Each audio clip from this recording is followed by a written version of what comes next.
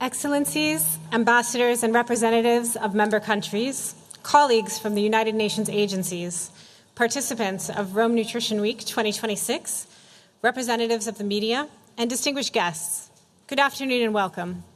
My name is Lauren Phillips. I'm the Director of Partnerships and UN Collaboration here at the FAO. And this high-level event, Food Security and Nutrition Under Pressure, Consequences of the Conflict in the Middle East, held within the framework of Rome Nutrition Week 2026, is organized by the permanent representation of Spain to the Rome-based agencies and brings together the heads of FAO, IFAD, and WFP. Allow me to express our sincere gratitude to the government of Spain, and especially to Prime Minister Pedro Sánchez, for promoting this important initiative and for Spain's continued commitment to food security, nutrition, and multilateralism. Today's discussion takes place in the context of growing conflict, geopolitical tensions, and trade disruptions that are increasingly affecting global agri-food systems, food prices, and access to nutritious diets, particularly in the most vulnerable countries. These challenges demand coordinated and coherent responses. No institution can address them alone. The joint presence today of the three Rome-based agencies reaffirms our shared commitment to the right to food and to stronger international cooperation at a time of rising global uncertainty. It is now my honor to give the floor to our distinguished high-level panel. First, I would like to invite Mr. Chu Dongyu, the Director General of the Food and Agriculture Organization of the United Nations, to the podium. Director General, please.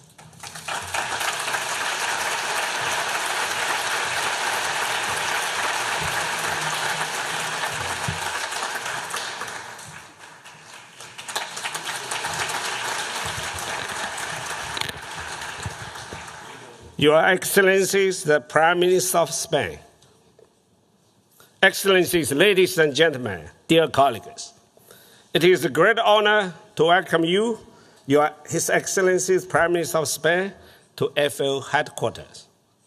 I had an invitation when I met him in COP25, 2019, December. Before I leave, he came. Your personal participation in this important dialogue, once again, to testimony of Spain always being a steadfast pillar of the FAO, and we value your ongoing commitment to multilateralism, agri-food system transformation, and rural development. We are meeting at a moment of profound geopolitical and economic fragility, leading to a systematic shock on the global agri-food system. The conflict in the Middle East and the disruption of the Strait of the Hormuz has exposed like added frost on the heavy snow. Man-made disaster in the region and beyond, deeply interconnected energy, fertilizer, and all agricultural input, as well as transportation and trade, are for the effective functioning of our agri-food system. The largest impact of this crisis might not be immediate. They might emerge in months since March, when the farmers began to harvest less because they plant less, fertilize less, and could no longer afford production. Today, the world is not yet facing the global food crisis, as we have had relatively good harvest and significant global cereals stocks, but this short-term stability should not create complacency. Beneath the surface, the pressure is intensifying rapidly. Severe disruption in the Strait of Hormuz has affected the movement of the oil, liquefied natural gas, and fertilizer, with seed prices set to increase because of their dependence on fertilizer. When the energy prices are rising, agri-food systems become more expensive everywhere. Import-dependent countries are facing rising food import bills, and vulnerable households are losing purchasing power as inflation erodes incomes. For many countries, especially in Africa and part of Asia, this is not occurring in isolation. It is hitting economies already under pressure from the debts, distress, climate shocks, conflict, and physical constraints. We must act earlier before the humanitarian and economic costs rise. FAO has responded immediately. We mobilized the technical support, strengthened the monetary systems, and expanded the coordination through the mechanisms such as the Agricultural Marketing Information System, AMIS, which was launched by G20 15 years ago, and released monthly FAO Food Price Index. And we have released the evidence-based policy recommendations, which include the first, countries must keep trade flowing. Export restriction, particularly on the fertilizer and agricultural input, must be avoided. These measures intensify shortage, increase instability, hit the poorer import-dependent countries most. Second, we need a smart agricultural response and traditional emergency package centered exclusively on the fertilizer-intensive system might no longer be viable under the current conditions. Countries should support the adaptive strategies such as intercropping, improving nitrogen efficiency, and promoting crop less dependent on the synthetic fertilizer. Third, support that must be targeted. This is fundamentally a supply shock, not a demand shock. Resources should focus on the most vulnerable populations through the targeted social protection system and the rural support mechanism. And fourth, internationally financed institutions must act rapidly. Farmers and other stakeholders across the agricultural system, as well as import-dependent countries, need liquidity support now, before the next agricultural cycle. A delay in financial will result in lost production. Excellencies, ladies and gentlemen, this crisis reflects a deeper global structural problem. Agricultural system cannot be overly dependent on the few trade bottleneck points or fertilizer suppliers. We need more diversified logistical corridors, stronger regional trade integration, strategic reserves, resilient rural infrastructure, and energy transformation across agricultural system. We need to increase the investment in innovation, and we must accelerate science-driven, locally adapted approaches. Currently, we also have the elevated climate risk of a potentially strong El Nino, which could further amplify the existing pressure and the disruption to supply chains. The interaction between the geopolitical shocks and the climate shocks is becoming one of the defining risks of the modern agricultural system. Food crises do not begin when the shelves are empty. They begin when the farmers cannot plant, when the fertilizer can become unaffordable, when the transportation system breaks down, and when vulnerable households lost their purchase power. The decision we make now will determine whether this remains a manageable shock or evolves into a deeper global food security crisis in 2026 and 2027 and beyond. We have the window to act, but the window is narrow. Human beings can delay any action, but crop cannot wait for your delay. This week, as we make the Roma Nutrition Week 2026, we must remember that food security will be guaranteed only when the nutritious food are available, accessible, and affordable. The shock to the fertilizer availability will reduce the protein content and the macronutrient density of the staple food. When the soil are degraded due to the lack of input, the fruit and vegetables that form the foundation of the health diets become scarce or more expensive. It is critical that even amidst the supply shocks, we must protect the nutritional integrity of our agricultural system. Your Excellency, Prime Minister Sanchez, Spain is an important partner and a strategic ally in the fight against hunger and malnutrition, not only for Spanish people and beyond. We are grateful for Spain's ongoing support of FAO Spanish Partnership Program, which has assisted to the strength of food security in Latin America and the Caribbean. There's a historical advantage, in my opinion, after so many hundred years. It's a historical linkage to make your know-how available in that part of the world. And we look forward to deepening our collaboration on the ground, particularly in monitoring various choke points that affect the global food trade. With the support of the world leaders such as yourself, you are famous for a sober statement. You didn't know, eh? In Chinese social media, in West social media, they call the Prime Minister Sanchez a sober statement from Europe. And working as one UN together with all the partners and the friends, we can act efficiently, effectively, and coherently with agencies with solidarity to ensure the smooth functioning of global agri-food systems, which are essential for the four betters: better production, better nutrition, a better environment, and better life, leaving no one behind. Muchas gracias. Thank you.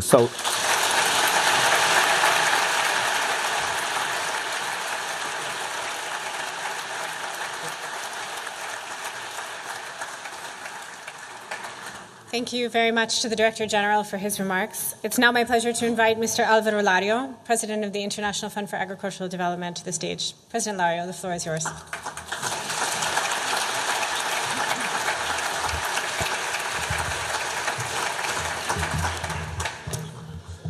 Excelencia, Presidente del Gobierno de España, Excellencies, Dr. Chu, Cindy, Honorable Ministers, colleagues.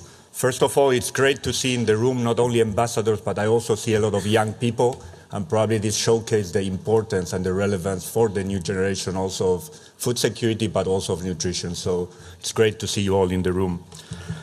The crisis that we are seeing is not only a short-term disruption, it's also exposing once more the deep structural weaknesses of the global food systems.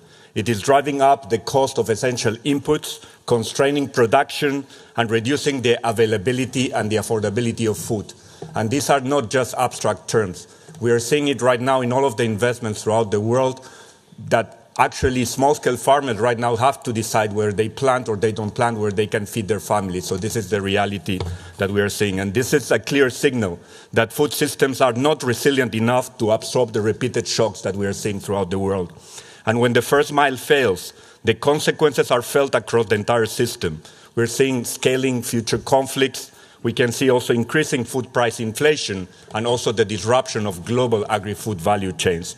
And in this context, the response must be both strategic and immediate. We must protect the livelihoods today, as the World Food Programme does, but also invest in food systems that are resilient for tomorrow.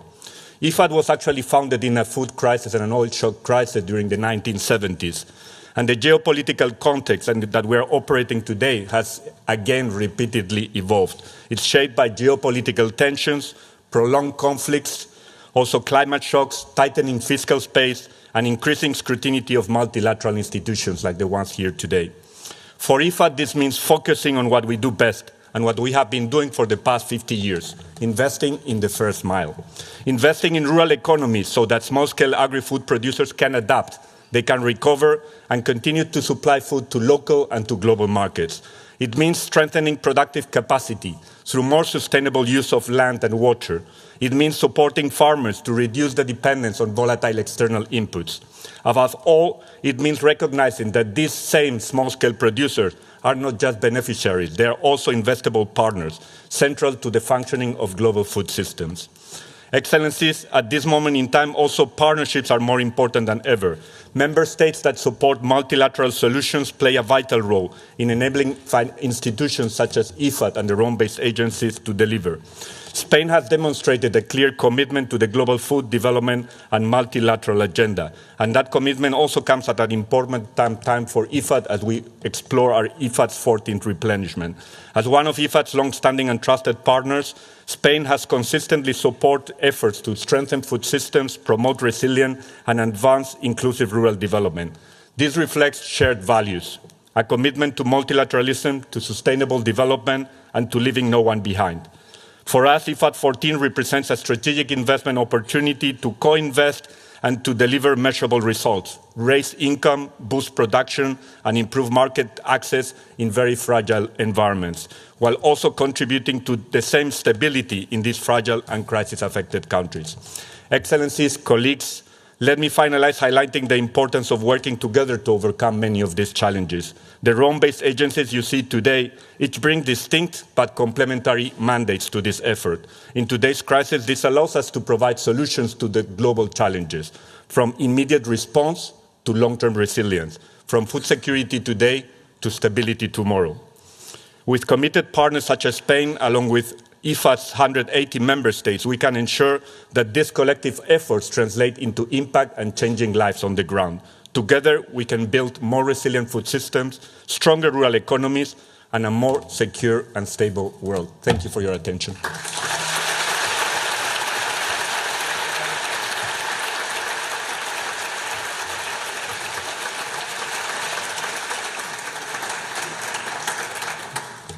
Thank you very much, President Lario, for your remarks. I would now like to invite Ms. Cindy McCain, Executive Director of the World Food Programme, to share her remarks. Executive Director.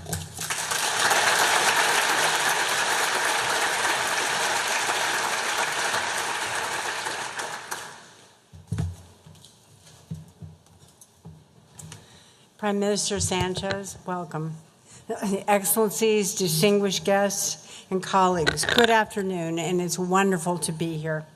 I want to start by thanking Prime Minister Sanchez for joining us, for Spain's humanitarian leadership in these challenging times. It has never been more needed. In this pivotal moment, the Middle East conflict has released a global food security shockwave. I fear the world is on the brink of a hunger and malnutrition emergency like we've never seen before. Before this crisis, some 300 million people were severely hungry. 1.4 million faced catastrophic or famine-like conditions.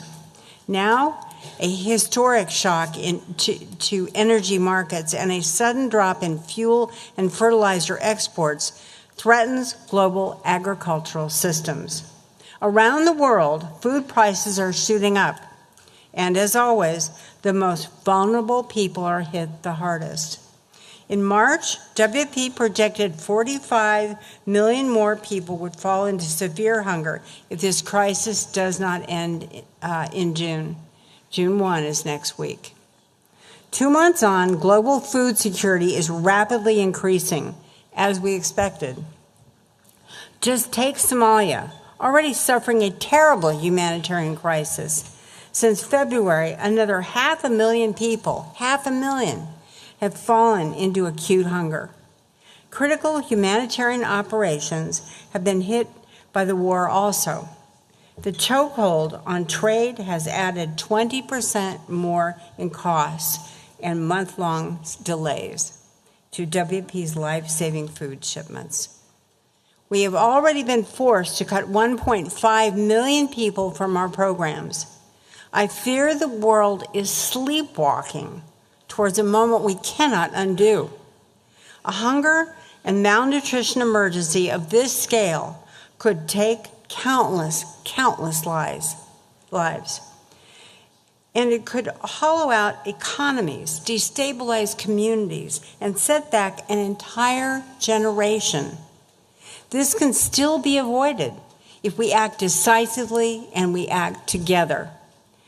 Rome Nutrition Week is an opportunity to step up. Life-saving nutrition programs are under historic pressures.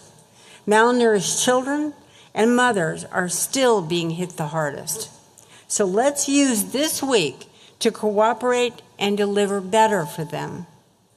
And with a more closely coordinated analysis and action, with faster, more innovative solutions, and by drawing political attention to the growing nutrition crisis. We're so grateful to Spain for taking part in elevating this conversation.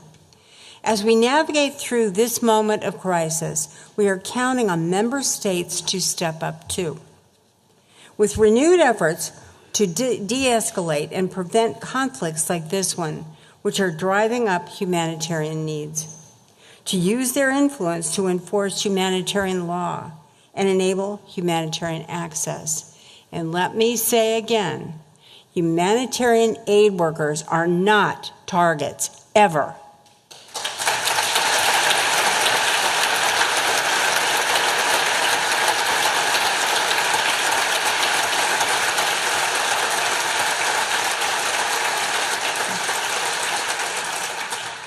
And to ensure more predictable financing for high-risk contexts, Prime Minister, I want to pay tribute to Spain for leading from the front. At a time of falling aid budgets, Spain has increased direct funding to WFP and helped catalyze the global agenda on innovative funding, including through the Financing for Development agenda, which has elevated debt swaps and a scalable solution. By spearheading the global hub for debt for development swaps with the World Bank, and by launching a national debt relief program for developing nations. Spain has also become a strategic cornerstone of the global humanitarian supply chain. From the Las Palmas Humanitarian Hub, WFP is able to pre-position and deliver food faster and cheaper all over the world. Like in Niger, where the hub has let us cut delivery time in half. A massive boost to keep our critical nutrition programs going. And I'm personally so grateful for Spanish support for school meals, which has been one of my favorite programs my entire tenure at WFP. The world's malnourished and hungry have true allies in the people of Spain. So, Prime Minister, thank you for lending your voice. Thank you, and thank you all for being here.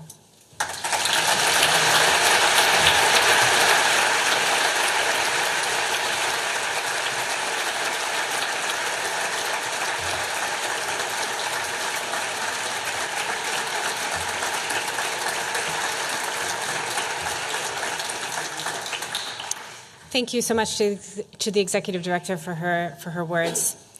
Y finalmente, tengo el honor de ceder la palabra a Su Excelencia, el Presidente del Gobierno de España, Pedro Sánchez.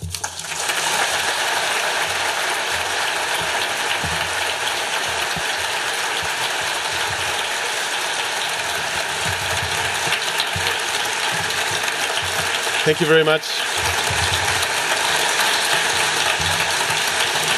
Muchas gracias. Allow me to speak in Spanish, please. Querido director general, queridas señoras y señores, un niño hambriento no suspende en la escuela porque no estudie. Un niño hambriento suspende porque su cerebro está ocupado intentando llegar al final de la tarde. Para el organismo de ese niño la prioridad no es otra sino la de sobrevivir, nada más. Y por eso la señal de alarma de un trabajador humanitario para detectar la desnutrición severa es el silencio. Los niños con hambre hablan menos, juegan menos, preguntan menos. Hay un gran escritor portugués, premio Nobel, José Saramago, que dijo que el hambre hace más lento el pensamiento y más feroz el corazón. Hoy la desnutrición no solo roba el presente de millones de niños y niñas en el mundo, le roba algo mucho más precioso que es el futuro, incluso antes de que sepan que tenían uno. Y su huella es irreversible, porque las neuronas que no se forman en los primeros 1000 días de vida no se formarán nunca a lo largo de su vida. Por tanto, el hambre no solo mata, que lo hace es condenar de por vida a millones de niños y niñas. Por eso, señoras y señores, para mí es un honor estar aquí, apreciar, por supuesto, la invitación de la FAO a contribuir a este debate tan necesario, y lo es más en un momento en el que las agencias de Naciones Unidas en Roma importan más que nunca. Me dirijo, por tanto, a todas y todos ustedes con un mensaje de esperanza y de confianza plena en estas agencias. Y lo hago además con una gran preocupación ante el contexto internacional que vivimos y que antes hemos podido escuchar por boca de los líderes de las principales agencias aquí presentes. Realmente parece mentira que la humanidad no haya ganado de una vez por todas la batalla contra el hambre. Realmente parece mentira. Hoy, más de 700 millones de seres humanos no tienen seguridad alimentaria en el planeta. Más de 700 millones de seres humanos. 2,8 millones de niños y niñas mueren al año por causas relacionadas con la desnutrición. Más de 5 niños y niñas cada minuto. No falla la ciencia, que ofrece soluciones inimaginables hace solo unas décadas. Lo saben ustedes mucho mejor que yo. Tampoco falla la tierra, a pesar del maltrato al que la sometemos. Por tanto, no nos equivoquemos, el mundo produce más que suficiente para alimentar a toda su población. No, quienes fallamos somos nosotros, y especialmente aquellos empeñados en conducirnos al desastre. Y no hay mayor desastre que la guerra, o que las guerras, sobre todo cuando, como ocurre con frecuencia, avanzan de la mano del hambre. De hecho, el hambre es hoy exactamente eso, un arma más. Un arma, por cierto, muy barata, mucho más barata que los misiles que se usan en las guerras. Y se trata de una violación flagrante del derecho internacional humanitario que no deja de crecer.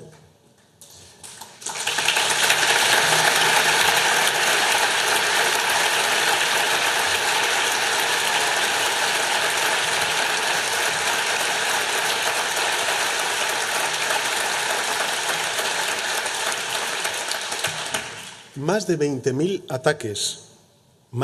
ataques se han registrado contra mercados, contra tierras de cultivo y sistemas de distribución de alimentos. Solo en los últimos 8 años. Más de 20.000 ataques. Y ocurre en muchos escenarios bélicos, que los tenemos todos en la mente y en el corazón. Desde luego en Gaza, donde algunos pretenden ganar una guerra sometiendo a ese pueblo a la inanición.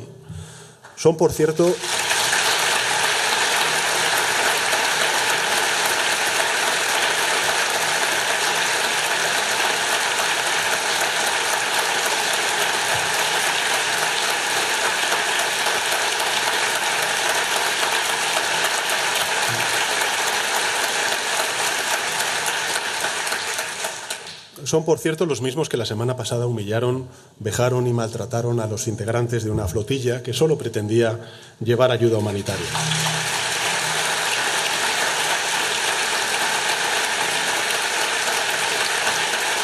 Por eso, creo que es muy importante que las sociedades de todo el mundo vean, escuchen que con la misma determinación que rechazamos las guerras, decimos también no al hambre. Porque nos negamos a vivir en un mundo en que un único ser humano, uno solo, no vea el final del día por no poder llevarse nada a la boca. Esas guerras, sin duda alguna injustas, por supuesto ilegales y también innecesarias, están generando crisis alimentarias globales a una escala sin precedentes. Es el resultado de cadenas de suministro interrumpidas, del bloqueo de puertos, vías críticas, aquí antes se ha dicho desde esta tribuna, el alza de los precios de combustibles que sufren en carne propia quienes cultivan precisamente la tierra. En Europa lo percibimos en nuestros bolsillos, es el encarecimiento de los precios de los alimentos. En otras zonas del planeta la consecuencia es incluso más dramática porque es el riesgo de hambruna. Lo saben ustedes muy bien. Lo vemos con el cierre del estrecho de Hormuz, por donde pasa casi la mitad del comercio marítimo de fertilizantes nitrogenados. El resultado es un alza de los precios de hasta el 50% en estos productos que son vitales para los agricultores y agricultoras de todo el planeta. Por tanto, creo que es muy importante que seamos conscientes de lo que está en juego, que es mucho. Porque las decisiones que se tomen hoy van a determinar, aquí se ha dicho, si dentro de 6 o 12 meses el mundo afronta una nueva crisis alimentaria. Y yo creo que tenemos que tener presente que detrás de cada bloqueo, que detrás de cada escalada y detrás de cada irresponsabilidad geopolítica hay muchas familias, millones de familias que dejan de comer. Gente que va a morir. Antes se ha relatado. hasta 45 millones de personas podrían sufrir hambre aguda como consecuencia directa de esta crisis. 45 millones de personas. 55 millones de seres humanos más verán su situación empeorar drásticamente. 100 millones de personas condenadas a vivir mucho peor o simplemente a no vivir. Creo que las consecuencias pueden ser, sin duda alguna, devastadoras, ya lo están siendo en regiones fuertemente castigadas por la emergencia climática, como es, por ejemplo, el Sahel, muy cerca de un país como el mío, como España, o el África occidental. Allí la ventana de siembra se cierra entre febrero y mayo y, por tanto, no sembrar este año significa hambre para el siguiente. Y esto, evidentemente, no es solo injusto, que lo es. Es una infamia que los hogares más pobres tengan que pagar las facturas de delirios geopolíticos ajenos, porque quienes incendian el mundo nunca son quienes terminan pasando hambre. Y la única escasez que ellos padecen es, a mi juicio, y con todos los respetos, la de la empatía y la decencia.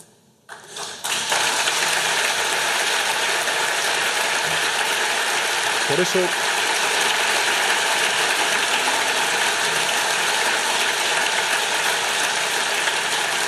quiero hacer mías las palabras del Papa León XIV cuando en esta misma sala dijo, y cito textualmente, «El hambre es un escándalo y un fracaso colectivo de la humanidad».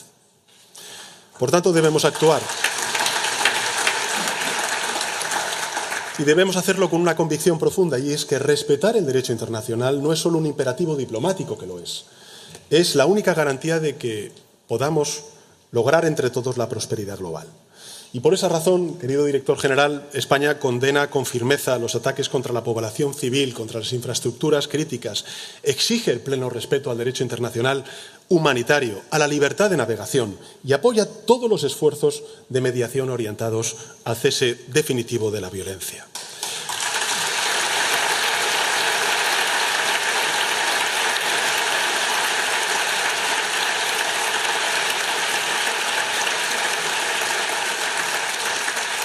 España, como saben, es una economía avanzada, abierta al mundo, integrada en el proyecto de cooperación más valioso de la historia, que es la Unión Europea.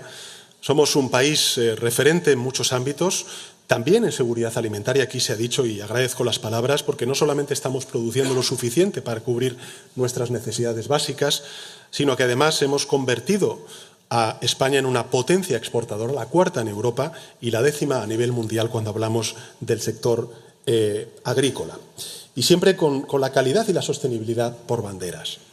Esa gran transformación no es fruto de la casualidad, es el resultado de apostar por la innovación, por la agricultura familiar, también profesional, por la participación de las mujeres, muy importante en el campo, por la apertura comercial y, sin duda alguna, por la cooperación internacional. Antes se ha dicho, y quiero agradecerlo, el sector agroalimentario representa en nuestro país el 10% del Producto Interior Bruto, emplea nada más y nada menos que a 1,3 millones de personas y, a pesar de las dificultades del contexto, que la tenemos también en nuestro país, en España, la renta agraria en España ha crecido un 12% respecto al año anterior. Y por esa razón, lo que nos toca ahora, lo que nos corresponde a nosotros, es ayudar a otros a avanzar. Y lo hacemos con humildad, sin olvidar el lugar del que venimos. Quiero simplemente echar la vista atrás, hablar de 3 generaciones que separan a mi país de la hambruna de la posguerra. Ese recuerdo aún vive entre nosotros, y particularmente entre nuestros mayores, una generación que todavía hoy considera pues una afrenta moral que alguien se deje comida en el plato. Es el peso de la memoria del hambre que también sufrió España y que nunca termina de quedar atrás. La semana pasada en Ginebra, en la sede de la Organización Mundial de la Salud, dije algo que quiero reiterar hoy aquí, ante todos ustedes, y es que nadie está seguro hasta que todos estemos seguros. La seguridad, por tanto, sanitaria,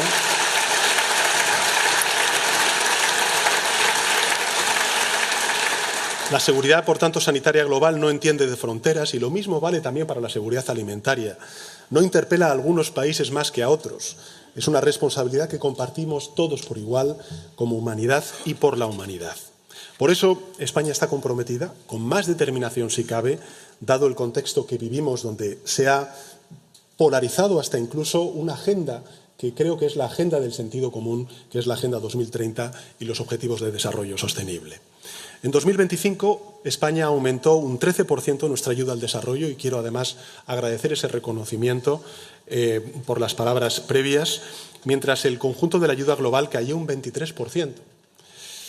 En definitiva, el mayor descenso de la historia. En otras palabras, España da un paso adelante cuando, por desgracia, también hay muchos países que dan un paso a detrás. Y lo hacemos con decisión y por convicción.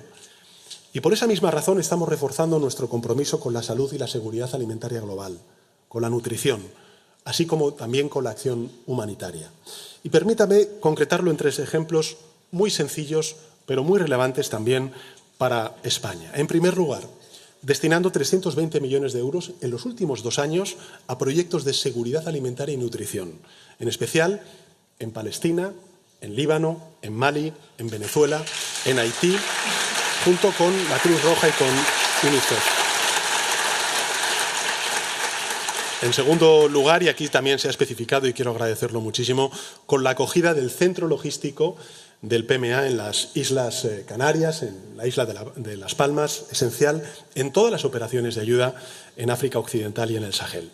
Y finalmente, coliderando, junto con Brasil, la Alianza Global contra el Hambre y contra la Pobreza, una muestra, por tanto, de nuestro compromiso con la acción multilateral y por el multilateralismo renovado, eficaz e inclusivo, con las Naciones Unidas en el centro.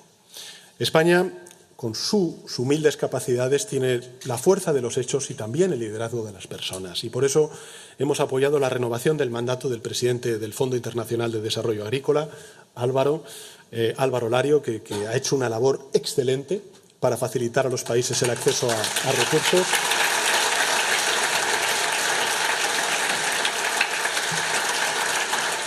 Y por eso también presentamos a un sólido candidato a presidir esta organización como el ministro de Agricultura, Pesca y Alimentación, Luis Planas.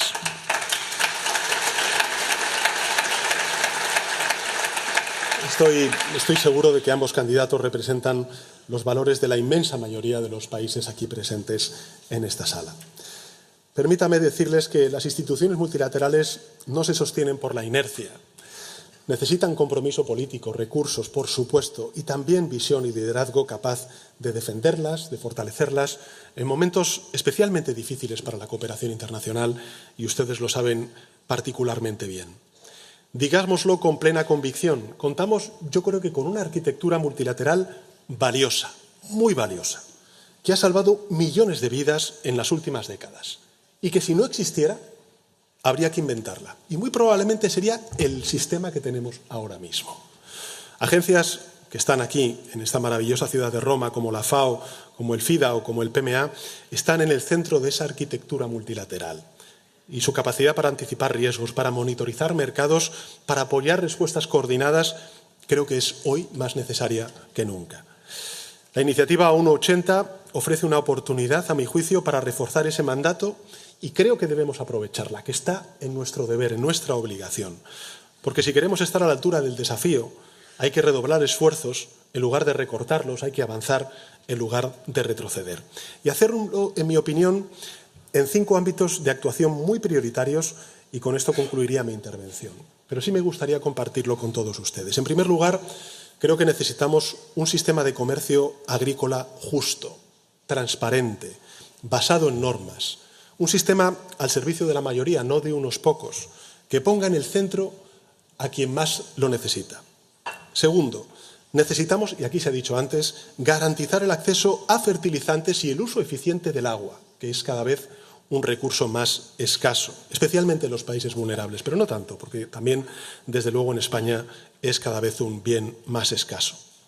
En tercer lugar, debemos avanzar en la incorporación de las mujeres, también de los jóvenes, a la agricultura. Especialmente relevante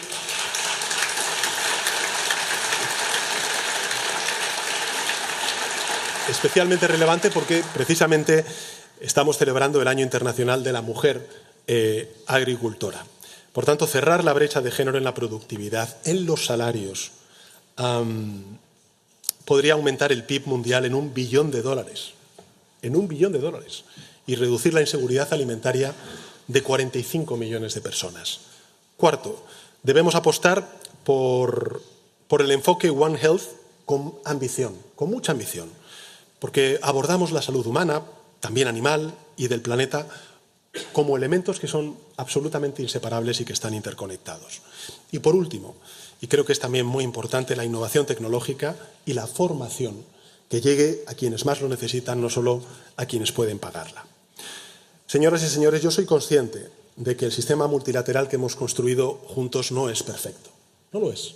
De hecho, hay algunos que se aprovechan de esas imperfecciones para decir que es un sistema multilateral que ya no vale.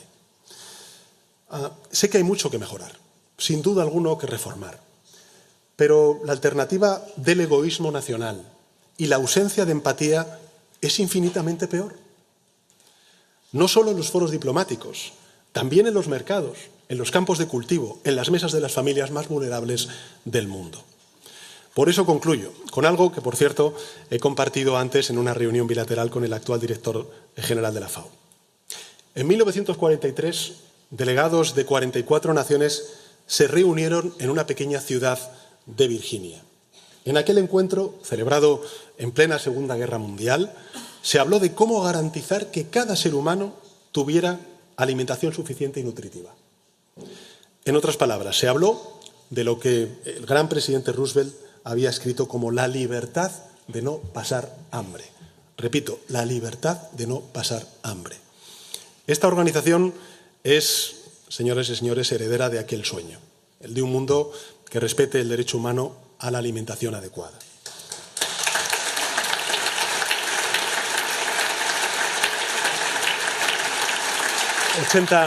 80 años después seguimos persiguiendo ese sueño y la paradoja es que 80 años después, si tenemos todos los medios para hacerlo realidad, si tenemos la ciencia, la tecnología, tenemos los recursos para lograrlo, la pregunta, por tanto, es ¿por qué no lo hacemos?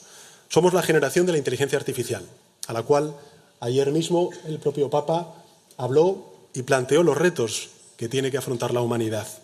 Somos la generación de la secuencia del genoma humano, la generación que va a conquistar el espacio.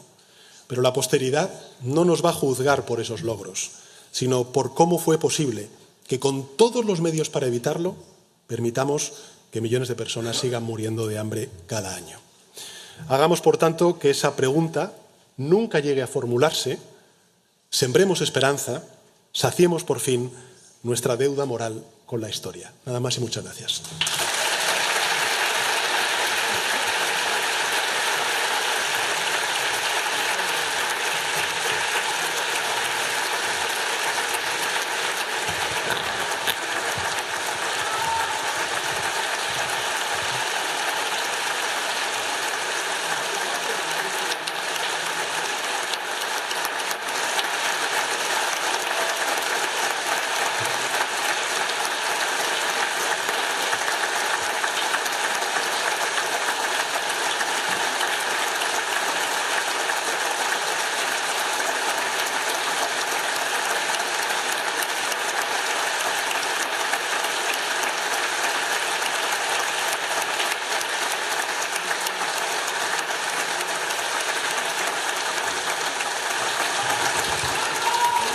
Muchas gracias.